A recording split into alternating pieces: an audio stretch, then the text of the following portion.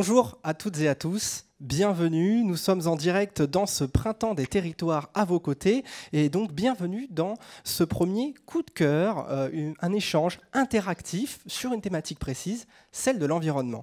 Alors pour discuter de cette thématique aujourd'hui, nous sommes réunis avec Monsieur Fontaine, maire de La Rochelle, qui est en duplex avec nous, et de Olivier Sichel, directeur de la Banque des Territoires. Dans un premier temps, comment ça va se passer, hein? C'est très simple. Vous allez voir ce coup de cœur. Donc, dans un premier temps, nous allons effectuer un zoom vraiment sur un projet précis afin de mettre en lumière la singularité d'un territoire et de comment la Banque des Territoires et les élus ont travaillé en collaboration afin de trouver des solutions adaptées. Et dans un deuxième temps, vous allez pouvoir leur poser des questions. Vous allez pouvoir poser les questions directement via le chat. On vous invite d'ailleurs à le faire dès à présent si vous le souhaitez. Ce coup de cœur va durer environ une demi-heure et j'ai l'honneur de laisser la main à Olivier Sichel. Bonjour à tous. Monsieur le maire, bonjour. Donc vous avez compris que c'est une séquence coup de cœur. Vous savez, je passe ma vie dans les territoires. Toutes les semaines, je suis dans un territoire. Je rencontre un maire, je rencontre un président de conseil départemental, un vice-président de conseil régional. Et il y a des coups de cœur qui se passent. Il y a des contacts qui se font. Et à La Rochelle, qui est un territoire magnifique, il y a eu cette rencontre avec vous, monsieur le maire, où j'ai trouvé que, du point de vue de l'environnement, ce qui se passait à La Rochelle était assez remarquable. Les échanges qu'on a eus ont nourri beaucoup de propositions, y compris les propositions récentes que j'ai pu faire hier à Emmanuel Vargon, Bruno Le Maire et Barbara Pompili sur la rénovation thermique des bâtiments. Vous vous souvenez, on en avait très largement parlé et l'expérience que j'avais pu avoir à La Rochelle a été déterminante. Je pense que ça fait partie du mode de fonctionnement de la Banque des Territoires, de se nourrir des projets des territoires. Et j'ai trouvé que l'approche à La Rochelle des questions environnementales était très intéressante à partager, par sa cohérence, par sa dimension très holistique, et que nous, la Banque des Territoires, nous avions un peu contribué, un peu aidé à incarner, à rendre possible, à financer ces développements. Voilà, donc, monsieur le maire, je vous laisse la parole. C'est un choix, on va le dire, totalement partial, hein, parce qu'il y a eu cette rencontre, parce qu'on a creusé les sujets ensemble, mais je trouve que c'est intéressant à le partager avec tous les autres élus des territoires pour expliquer ce qui est en train de se passer à La Rochelle. Écoutez, d'abord, merci beaucoup de vos mots chaleureux. Effectivement, ça a été une belle rencontre, et des rencontres de cette nature, pour nous, nous imposent également de reformuler notre démarche, parce qu'on la vit au quotidien, et donc ça permet aussi de la reconceptualiser. Alors, pour ceux qui ne connaissent pas le sujet, c'est que d'abord l'histoire de La Rochelle, l'histoire de l'environnement, est une belle histoire qui a commencé lors du mandat de Michel Crépeau, en 1971, qui était un maire très attaché aux questions environnementales. Mais à l'époque, on ne parlait pas de transition énergétique, on ne parlait pas de bilan carbone, mais simplement, lui était un homme humaniste et se disait, eh bien, l'environnement doit être un élément important pour les citoyens, pour leur qualité de vie, avoir moins de bruit, moins de particules.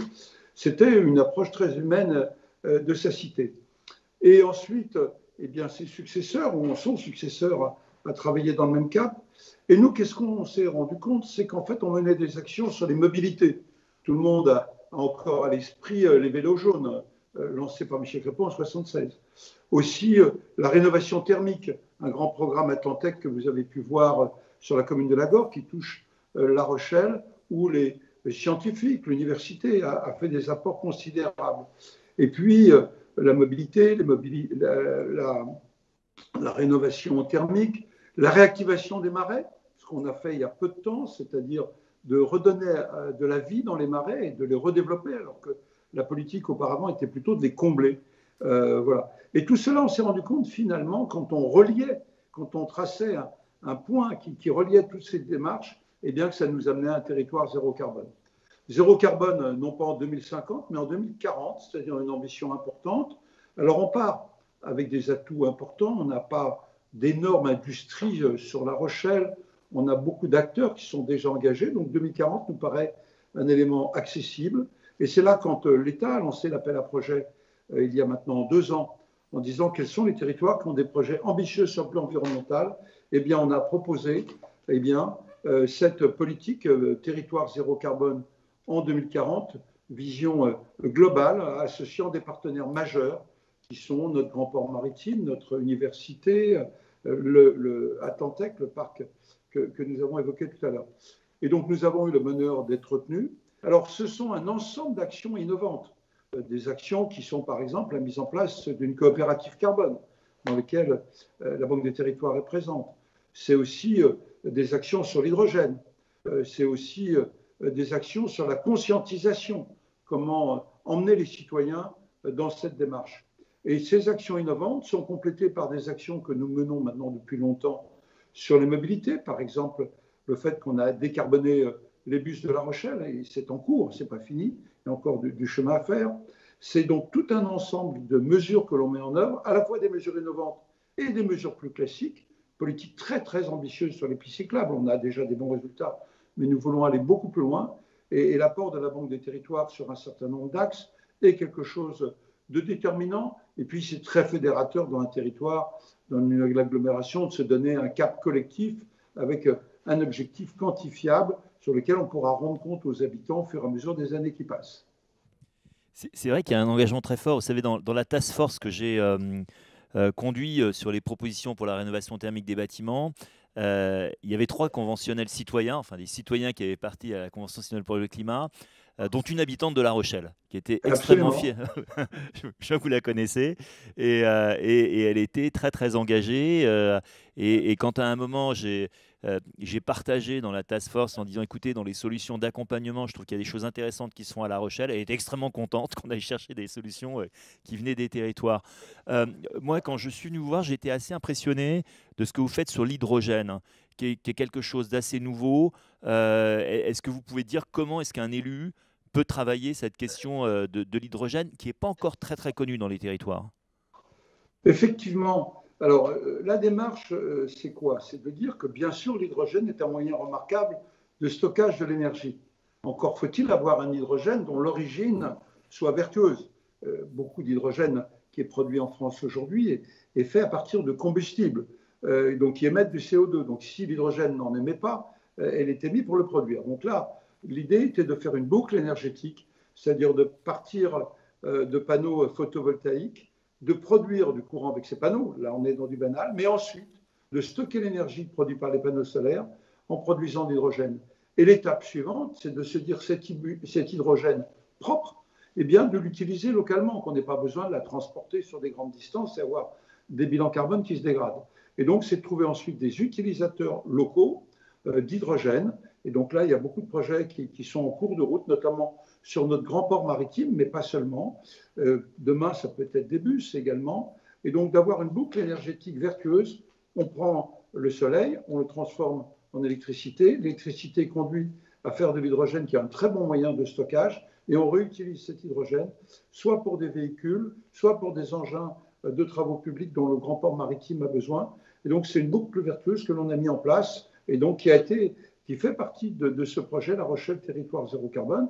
L'idée étant d'aller plus loin ensuite, c'est-à-dire de se dire on peut stocker localement de l'énergie pour la réutiliser, soit pour des mobilités, soit pour d'autres types d'usages. Entre guillemets, l'hydrogène, une fois qu'elle existe et qu'elle est propre, est une source énergétique extrêmement intéressante à utiliser. L'autre chose moi, qui m'avait frappé quand j'étais venu voir, c'est quand même la grande solidarité dans les acteurs sur le territoire. Il se trouvait que quand j'étais venu, c'était la période des grandes inondations et juste après vous avoir rencontré, j'étais allé à Saintes où le maire m'avait reçu en botte, les pieds dans l'eau et où justement on allait financer des infrastructures de prévention des inondations. Et je lui disais, je viens de quitter Jean-François Fontaine, le maire de La Rochelle. Il dit, écoutez, vous le saluerez et vous le remercierez beaucoup puisqu'il nous a envoyé ses équipes de pompiers en secours. Et je trouve que ça, c'est des choses où vous sentez le territoire vivre, vous sentez ces solidarités entre les élus et c'est très très fort. Un autre domaine dans l'environnement dont on parle peu, vous l'avez juste évoqué, mais j'aimerais qu'on revienne dessus parce que c'est assez original aussi, c'est les marais. Donc le fameux marais du Tadon, on se dit oui, dans une logique, faut combler les marais, c'est des endroits à moustiques, c'est des endroits insalubres. Et en fait, quand on creuse, c'est pas tout à fait le cas. Alors écoutez, c'est effectivement une question très importante parce qu'il faut, si on veut avoir ce bilan carbone équilibré en 2040, il faut agir à la fois sur moins émettre de CO2, mais il faut aussi augmenter le captage du CO2. Tout le monde connaît le rôle de la forêt pour capter le CO2. Eh bien, il y a un rôle qui est moins connu, c'est le rôle de la mer, le rôle des océans, le rôle du littoral et le rôle des marais, qui sont des capteurs des CO2 très importants. Mais pour cela, il faut que les marais soient vivants. S'il n'y a pas de vie dans les marais, eh bien, ils n'ont pas cette fonction de captage. Or, vous savez, La Rochelle est née des marais, puisque c'était le sel qui a fait la richesse de notre ville au Moyen-Âge. Et donc, ces marais, au fil du temps, avaient été comblés parce qu'ils étaient plus une nuisance, comme vous l'avez souligné, qu'une richesse. Et tous les chercheurs nous ont dit, bien, écoutez, là, vous avez une capacité de captage locale encore du CO2. Notre idée, ce n'est pas de dire on compense en allant planter de la forêt en Amérique du Sud. Notre idée, c'est de compenser localement. Et donc, cette action, elle a double sens. D'abord, c'est de ramener de la biodiversité en ville, parce que ce marais, il est urbain. C'est de ramener de la possibilité de capter du CO2. Et puis, c'est aussi un paysage extraordinaire. C'est des oiseaux. Donc, c'est de remontrer également à la population qu'il y a des oiseaux de marais dans notre ville, que ce soit les grès de Garzette, que ce soit le héron. Voilà, il y a une diversité, biodiversité considérable et le marais est un élément important. Donc on est à la fois sur un retour d'identité de notre ville, elle est née du marais et donc elle doit le faire vivre à ses habitants, un retour de biodiversité, une finalité importante en termes de captation du CO2 et montrer aussi qu'un littoral propre, un littoral vivant est un facteur à la fois favorable pour le bilan alimentaire, parce que c'est la production des huîtres, des moules, tout ce qu'on a sur le littoral de la Charente-Maritime, mais c'est aussi une question environnementale importante, parce que ce sont également des puits de carbone que l'on peut absorber, des puits bleus, entre guillemets, de carbone qu'on peut absorber, en complément, bien sûr, de tout ce que peut faire la forêt. Vous avez parlé oui. Rebonjour, du coup. Vous avez parlé d'un cercle vertueux énergétique au sein de La Rochelle et on a une question de Guillaume B qui, dans ce sens, fait une réaction en disant La Rochelle zéro carbone, sauf pour les coques des bateaux. Est-ce qu'un jour on saura réexporter le CO2 au service des matériaux composites? Alors, c'est des sujets qui sont complexes. Alors, le côté positif, si vous voulez, des matériaux composites, c'est qu'ils durent très longtemps. L'industrie nautique a démarré à La Rochelle dans les années 60. Et effectivement, ce sont des biens qui sont durables. Alors, ils ont un défaut, c'est que l'origine de la résine est d'origine du pétrole, hein, d'une certaine manière, bien sûr. Le côté positif, c'est qu'on a des biens qui ne sont pas des biens qui sont périmés en quelques années. Globalement, sur La Rochelle, les premiers bateaux construits dans les années 60 naviguent toujours. Donc ça, c'est le côté positif. Maintenant, il faudra trouver soit de nouveaux matériaux dans les années à venir, soit de trouver des processus plus vertueux. Indiscutablement, c'est un sujet, mais le côté durable est déjà un élément positif. Alors, je veux dire aussi pour les gens qui ne connaissent pas votre carrière que Jean-François Fontaine, c'est le Fontaine et Fontaine et Pajot, et de cette entreprise magique, enfin, qui allume des étoiles chez tous les marins. Donc vous connaissez les choses des deux côtés. Mais c'est vrai qu'on avait échangé quand j'étais venu à La Rochelle, un moment sur la dépollution des terrains industriels. Et moi, ce qui m'avait frappé, c'est que vous m'aviez dit, c'est pas si évident que ça. Il y avait un terrain sur lequel on passait, on a fait la dépollution, et on me dit, vous savez, c'est compliqué parce que ce terrain est très pollué, des espèces se sont adaptées à la pollution, et la question est un peu un dilemme incroyable, c'est-à-dire que si on le dépollue, on va mettre en danger ces espèces qui se sont habituées à la pollution. Donc, est-ce que pour préserver la biodiversité, il va falloir polluer ailleurs pour pouvoir transporter des espèces qui sont polluées? Enfin, comment vous abordez ce problème des friches industrielles? Parce qu'il y en a quand même quelques-unes à La Rochelle. Alors, tout d'abord, l'utilisation des friches est une priorité. Parce que vous savez que les textes, et nous sommes d'accord là-dessus, vont faire qu'on ne pourra plus utiliser d'espace agricole prochainement. Donc, les friches seront bien sûr, que ce soit pour du développement économique, mais même pour du logement, des zones à privilégier, parce qu'on pourra utiliser des terrains ainsi, et c'est tout le cas d'un quartier, un écoquartier sur la commune d'Étré qui jouxte La Rochelle. Alors, je pense que les scientifiques auront des réponses. Moi, j'ai confiance dans les chercheurs, que l'on puisse, parce qu'en fait, ce qu'il faut, c'est régénérer de l'habitat qui protège cette biodiversité. Alors, effectivement, je ne pense pas qu'on ira jusqu'à repolluer des terrains pour que cette biodiversité qui s'est adaptée, on puisse la retrouver. Et je pense que les scientifiques, nous trouveront des solutions pour que ces espèces rares, entre guillemets, puissent retrouver de la vie dans notre territoire, que cette compensation, parce que c'est le sens de la loi, eh bien, on puisse la faire sans aller jusqu'à repolluer des terrains pour qu'ils puissent retrouver un terrain fertile. Alors, nous avons d'autres interactions. N'hésitez pas d'ailleurs à réagir hein, dans le chat. C'est là pour ça. Coup de cœur, c'est de l'interaction. N'hésitez surtout pas à poser vos questions ou juste dire ce que vous pensez. Comme là, par exemple, on a Bozio. Je suis en lien avec la banque Bread. Je vous remercie pour la synchronisation des projets avec cette banque. C'est pas une question. Voilà, c'est juste, c'est juste c'est un remerciement. On prend, on remercie. On prend, on est content. Ensuite, on a une question de Lacombe. Question de Corinne plutôt. Quelle est votre politique en matière de mobilité sur le volet transport de marchandises et quel lien avec La Rochelle, territoire zéro carbone? Alors la réponse est assez simple. Nous avons un grand port maritime qui est un port qui importe à la fois parfois des engrais, parfois des carburants, parce que c'est nécessaire pour faire vivre notre territoire, et qui exporte des céréales. Et ce que l'on essaye, quand je dis on, c'est le grand port maritime de La Rochelle, c'est d'utiliser le transport ferroviaire avant tout. Nous livrons des marchandises qui vont dans toute la France, notamment dans la région lyonnaise, et nous avons une forte montée en activité du transport ferroviaire. Le transport ferroviaire était privilégié dans les ports il y a 50, 60 ans, et puis on l'avait abandonné au profit du transport routier. Il est clair qu'aujourd'hui, la politique menée par le port est de massifier, et que notamment les exportations de céréales soient faites qui viennent du centre de la France, des grandes plaines céréalières, eh bien, soient faites par la voie ferroviaire. Ça, c'est un des volets importants sur les mobilités. Mais deuxième volet, l'hydrogène. Le port travaille lui-même eh bien, sur ces mobilités décarbonées pour pouvoir utiliser dans le port lui-même de l'hydrogène. Et puis, un autre volet, c'est la livraison du dernier kilomètre, où on essaye d'avoir également des solutions, que ce ne soit plus les camionnettes diesel qui rentrent en ville, ou des camions, mais que ce soit des livraisons avec des véhicules propres. La Poste à La Rochelle, depuis bien longtemps, ne travaille qu'avec des véhicules électriques. Et l'idée maintenant, c'est que des entreprises privées investissent pour pouvoir faire les livraisons de centre-ville, ou en tout cas de zones denses, avec des véhicules décarbonés, essentiellement des véhicules électriques. Donc effectivement, cette mutation intervient à travers le grand port maritime. Par ailleurs, il y a eu un souvenir, hélas triste, des Allemands sur les bases sous-marines de La Rochelle. Et bien maintenant, tous leurs toits ont été transformés en parcs photovoltaïques importants, parce que ce sont des grandes surfaces qui ont été ainsi équipées.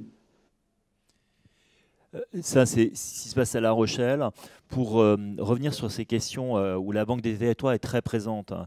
Monsieur le maire l'a dit, il a souligné le rôle de la Poste. Vous savez que la Caisse des dépôts est devenue l'actionnaire de référence du groupe La Poste, et Philippe Val sera présent sur le Printemps des territoires et on parlera de ces questions.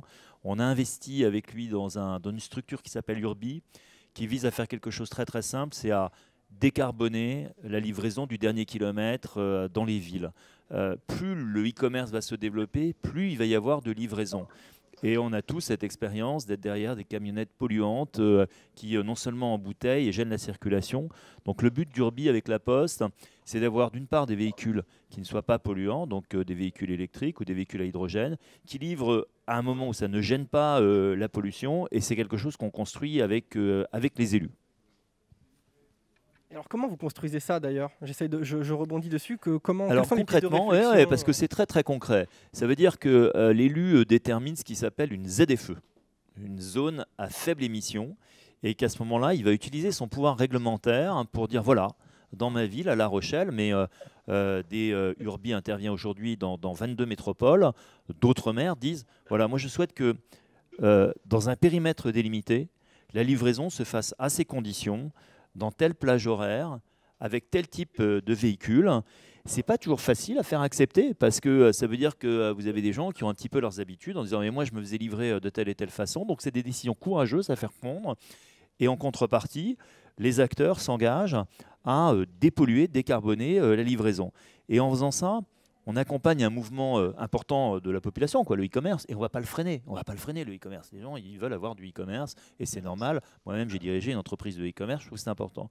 Ce n'est pas pour autant qu'on ne veut pas fixer des règles et remettre la préoccupation environnementale. Parce que sinon, qu'est-ce qui va se passer? Ça va être la course au coût de livraison le plus bas, on va être dans des phénomènes de marché, et vous avez des grandes plateformes, je ne vais pas citer leur nom, qui vont dire, moi, vous savez, je prends la livraison qui me coûte le moins cher. Donc, si ça se fait avec des gens mal payés et avec des vieilles camionnettes polluantes, ça ne me gêne absolument pas. Ben non, à ce moment-là, il faut rééquilibrer si on veut avoir un développement harmonieux des territoires. On a d'autres questions, c'est bien, vous interagissez dans le chat, n'hésitez surtout pas à continuer, on est encore ensemble pendant quelques minutes.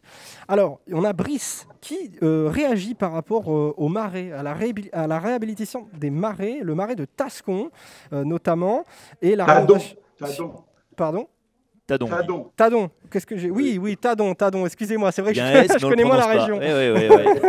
De Tadon et la rénovation de la gare de La Rochelle. Par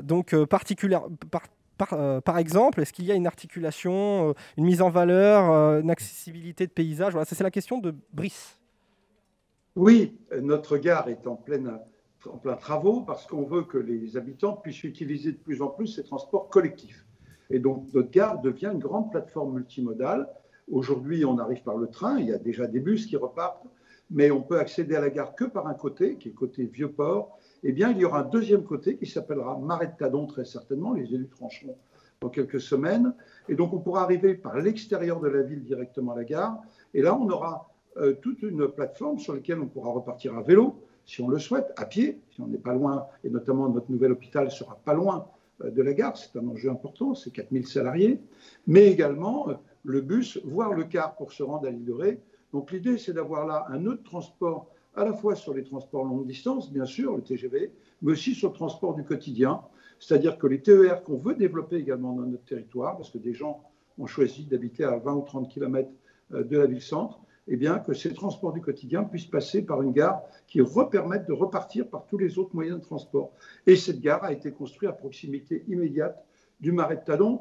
Et la passerelle que nous sommes en train de réaliser, on est en pleine actualité aujourd'hui à La Rochelle, permettra aussi aux citoyens du centre-ville de se rendre dans le marais de manière extrêmement directe, parce que cette passerelle va relier la zone de marais à la zone de l'hypercentre. Ça a l'air d'être important pour vous, cette mobilité et ce cercle vertueux écologique. Qu'est-ce que vous avez comme projet de mobilité verte à La Rochelle ?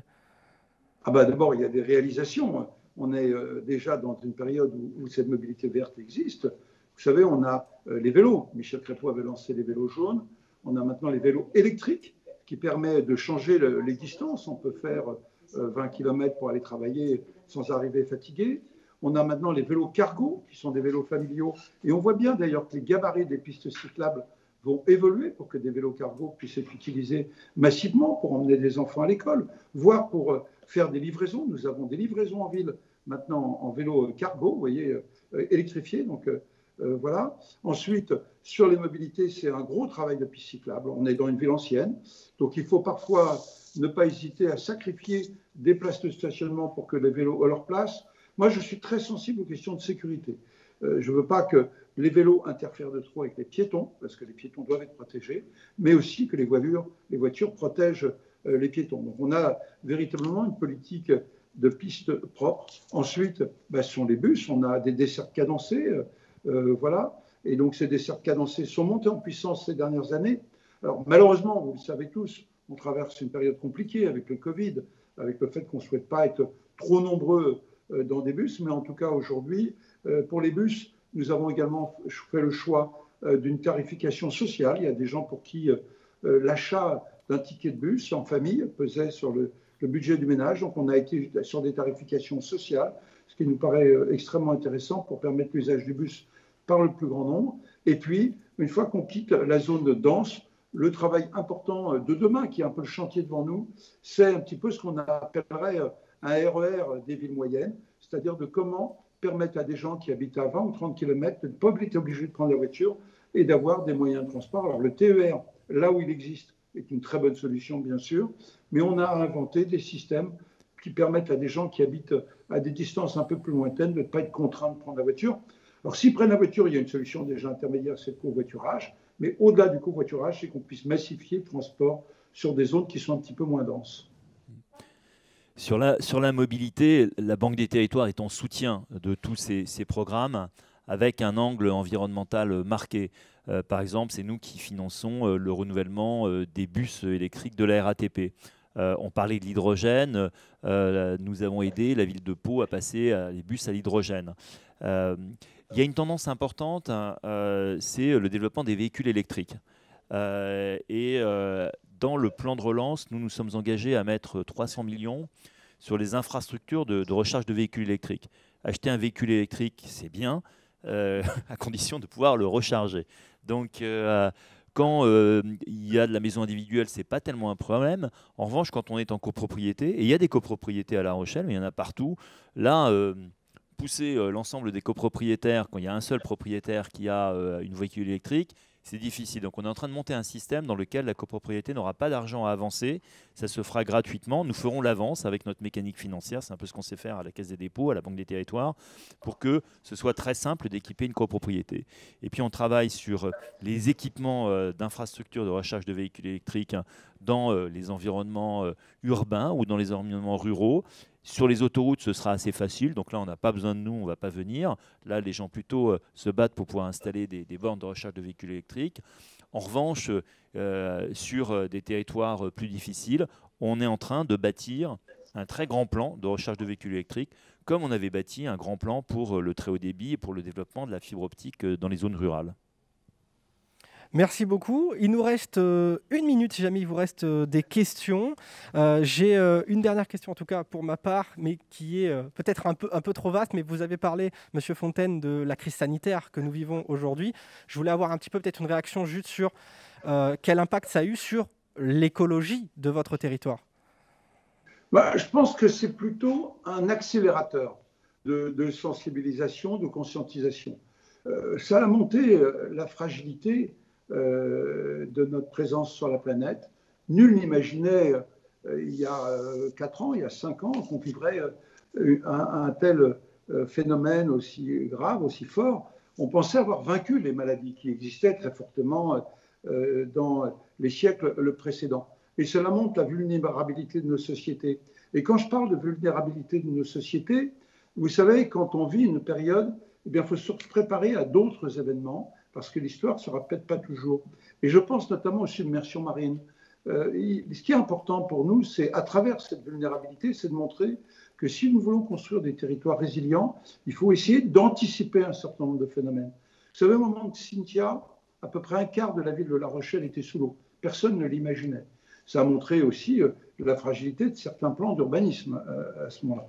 Et donc, nous, on est dans un double travail. Un travail de protection de notre littoral, c'est-à-dire faire des digues intégrées, c'est-à-dire des digues qui ne se voient pas, qui soient vertes et qui soient très supportables dans le paysage. Et à la limite, sur La Rochelle, on ne les voit pratiquement pas.